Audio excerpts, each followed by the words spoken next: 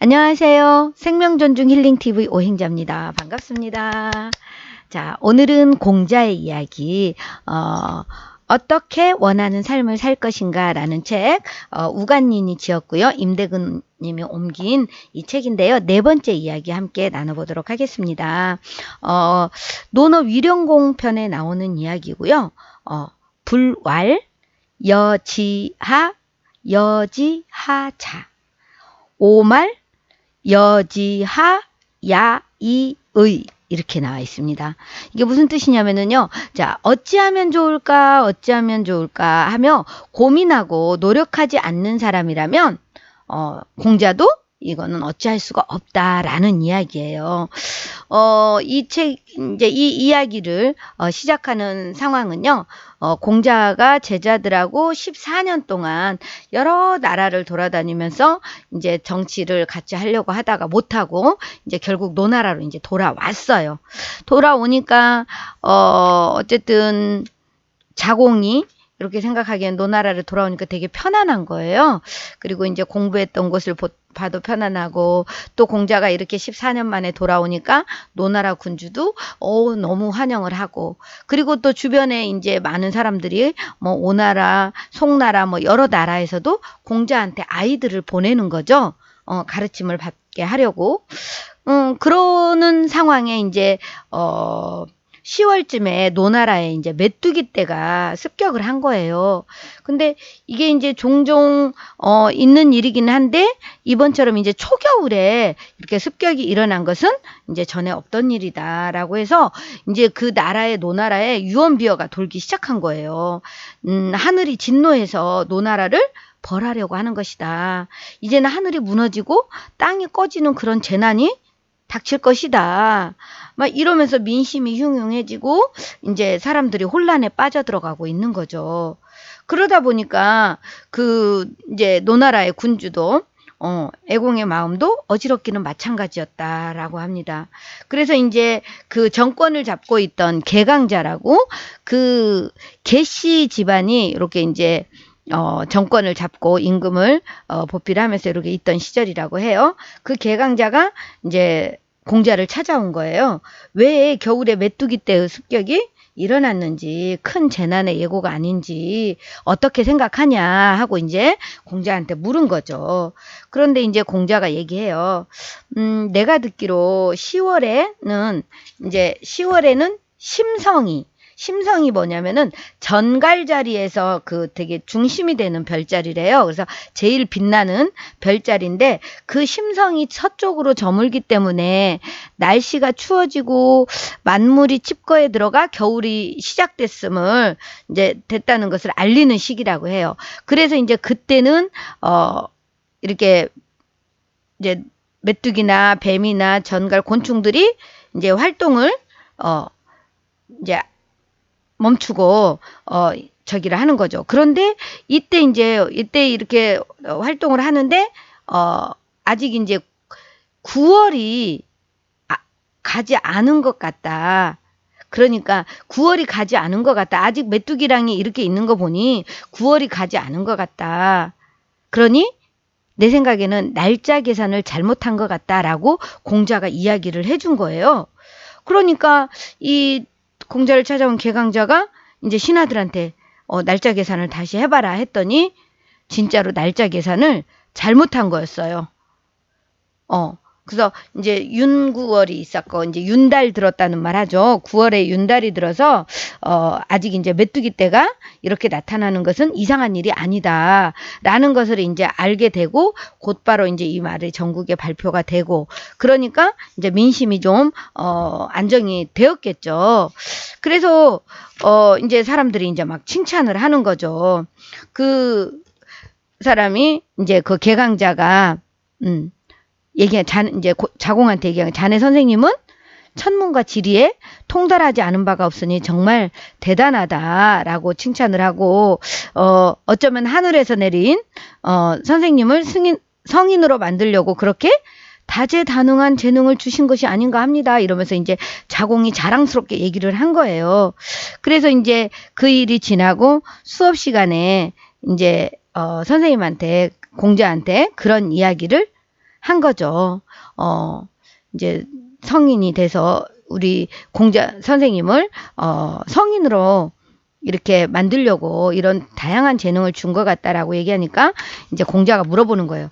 너네들 다 정말 그렇게 생각하냐 하고 제자들한테 물어보니까 다들 그렇게 생각한다는 거죠. 그건 자연스러운 일입니다. 선생님 같은 자질은 10만 명 가운데 한 명 찾을까 말까 합니다. 자, 이렇게 얘기를 하니까 공자가 이제 허허 하고 웃으면서 제자들이 칭찬을 하니까 기분이 좋으셨나 봐요. 그래서 이제 오늘은 내가 너희들하고 다른 곳에 가서 수업을 하겠다라고 얘기를 한 거예요.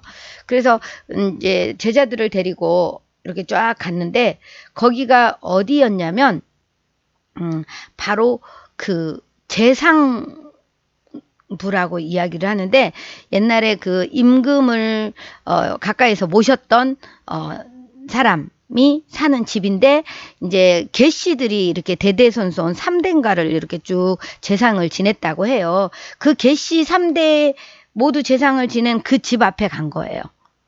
3대를 지낸 그 계씨 집 앞에 가서 이제 공자가 그 아내를 들어가지는 않고 이야기를 시작을 해주는 거죠.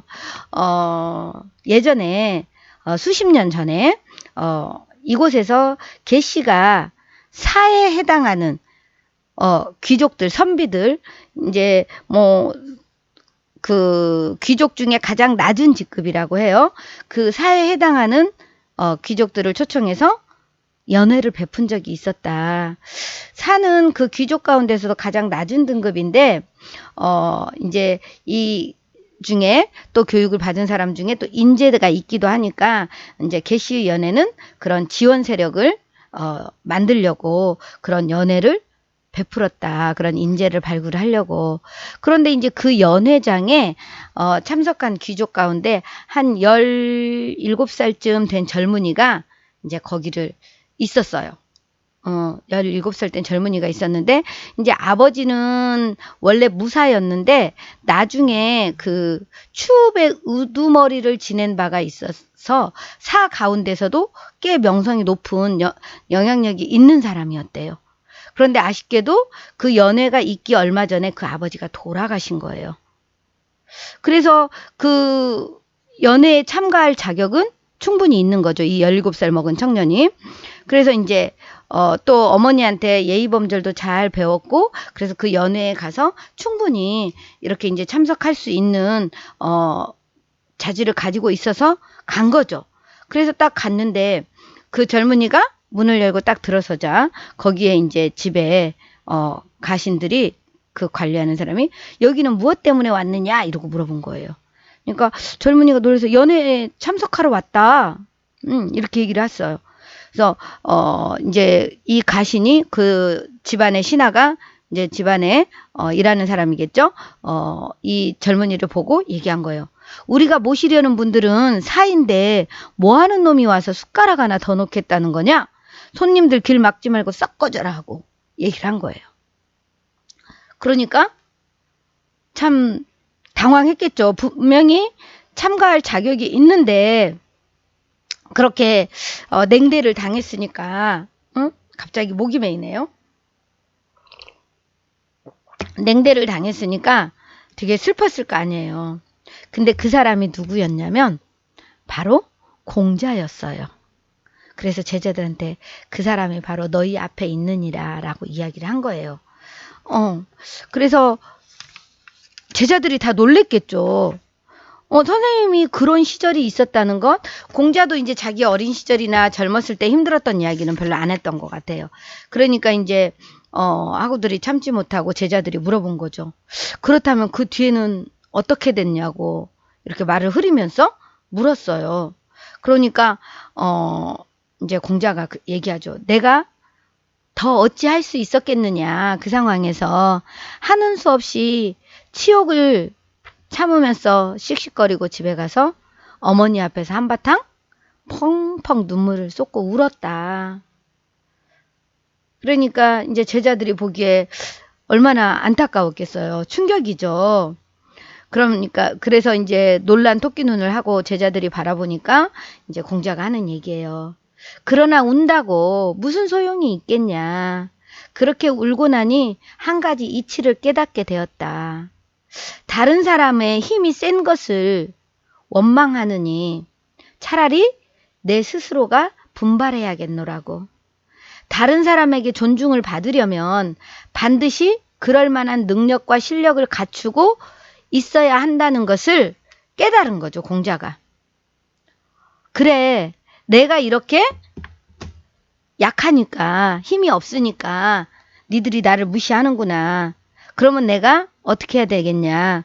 그래서 그들을 원망하는 것보다 더 내가 노력을 해야 되겠다 생각을 하고, 그때부터 이제 공자가 열심히 공부도 하고 이렇게 한 거예요. 그래서 이제 예의를 잘 알기 위해서 상가나 장례 혹은 혼례 이런 데 가서 나팔을 불거나 북을 치는 일도 마다하지 않고 함께 하면서 배우고, 또 이제 창고 관리라던가 소나 양을 돌보는 일까지도 이렇게 공자는 했다고 해요. 이제 이런 일은 모두 사 정도 되는 귀족이라면 이제 업신여기는 일이지만 선생님은 정말 진지한 태도로 이런 것들을 공자는 배웠다 이거죠. 그래서 아직도 그 이야기를 하고 나서 공자가 제자들한테 묻는 거예요. 아직도 내가 이러한 학문을 얻은 것이 하늘이 나를 성인으로 만들려고 했다고 생각하냐. 그 개강자가 이제 메뚜기 때 나타난 것을 날짜 계산 잘못한 걸로 알았다고 했을 때 정말 이렇게 칭찬을 제자들도 하고 그쪽에 이제 군주도 하고 이렇게 했잖아요. 그러니까 너희들은 내 이런 이야기를 듣고도 나를 성인으로 만들려고 이렇게 하늘이 이렇게 내린 나한테 이런 재능을 줬다고 생각하냐고 물은 거죠. 그러니까 이제 제자들이 그러죠. 아닙니다. 선생님께서 스스로 애쓰신 결과입니다. 라고 이제 얘기를 하죠. 그러니까 공자가 그러는 거예요. 그렇다. 누군가 이 세상에 나서 살아간다는 것이 꼭 하늘의 은총 때문만은 아니다. 특히 우리처럼 이렇게 출신이 비난한 사람은 비난한 사람은 더욱 그렇다. 그렇다면 너희는 무엇을 깨달았느냐라고 공자가 묻습니다. 그러니까 안회가 대답하죠. 선생님은 천재적인 인물이지만 천재는 하늘이 내는 것이 아니라 노력의 결과라는 사실을 깨달았습니다. 라고 얘기를 했어요. 그러니까 자공도 한마디 하죠. 화를 내는 것은 분투하는 것만 못합니다. 내가 열심히 노력하는 것만 못합니다. 라고 이제 자공도 이야기를 했어요. 그러니까 공자가 고개를 끄덕이고 미소를 지으면서 그래, 그런 깨달음이 생겼다면 매우 노력을 기울였다고 할 수 있겠구나. 이른바 천재는 자신이 노력한 결과로 만들어진다는 것, 그것이야말로 근본이다. 내 노력의 결과로 만들어지는 것이다. 라고 이야기를 하는 거예요. 화를 내는 것이 분투하는 것만 못하다는 말을 말이다. 다른 사람이 자신을 인정하지 않는다고 화를 내는 것은 쓸모가 없는 일이다. 이렇게 공자가 이야기를 합니다. 공감되는 것 같아요. 가끔 이제 우리도 살다 보면 좀 무시당할 때도 있고 내가 약해서 힘이 없어서 좀 역할을 못할 때도 있고 이럴 때 되게 누구를 원망하고 화나고 이러기도 하지만 그럴 때 어떻게 하느냐. 그럴 때일수록 화를 내고 원망을 할 것이 아니라 내 실력을 키우고 내가 더 노력을 하는 게 중요하다는 얘기죠. 저 되게 공감이 돼요. 가끔 저도 그럴 때 있거든요. 막 되게 속상할 때 있어요. 제가 좀 능력이 없어서 화가 날 때도 있고 때로는 내 상황이 힘들어서 그럴 때도 있는데 그럴 때 사실은 지금 우리 코로나19로 인해서 다 그런 상황일 수도 있어요. 이럴 때 우리가 어떻게 할 것인지 코로나19를 원망만 할 것인지 아니면 정말 내가 노력을 할 것인지 이게 가장 중요하지 않나라는 생각이 들어요. 그래서 저도 이제 유튜브도 더 열심히 하려고 하고 글도 더 열심히 쓰려고 하고 공부를 더 열심히 하려고 노력을 하고 있습니다. 그래서 마지막 공자의 가르침 여러분도 함께 생각을 해보시면 좋을 것 같아요. 천재는 하늘이 내는 것이 아니라 노력의 결과다. 두 번째, 불공평한 운명을 만나면 화를 내기보다는 상황을 개선하기 위해 노력하는 것이 낫다. 세 번째, 삶은 스스로 강해지려는 인간의 노력을 믿는다 라고 얘기합니다. 여러분 되게 공감되시죠? 저거 더 열심히 내가 노력을 해야 되겠다 라는 생각이 들었어요. 어쩌지 어려운 상황이 됐을 때 어쩌지 하고 막 애만 다를 게 아니라 정말 내가 무엇을 해야 되는지 더 깊이 생각하고 노력할 때 우리가 더 잘 되지 않을까, 성공을 할 수 있지 않을까, 원하는 삶을 살 수 있지 않을까라고 생각합니다. 여러분 영상 보시고 구독, 좋아요, 알림, 댓글로 응원해 주시고요. 저는 또 다음 영상에서 뵙겠습니다. 고맙습니다. 사랑합니다. 축복합니다.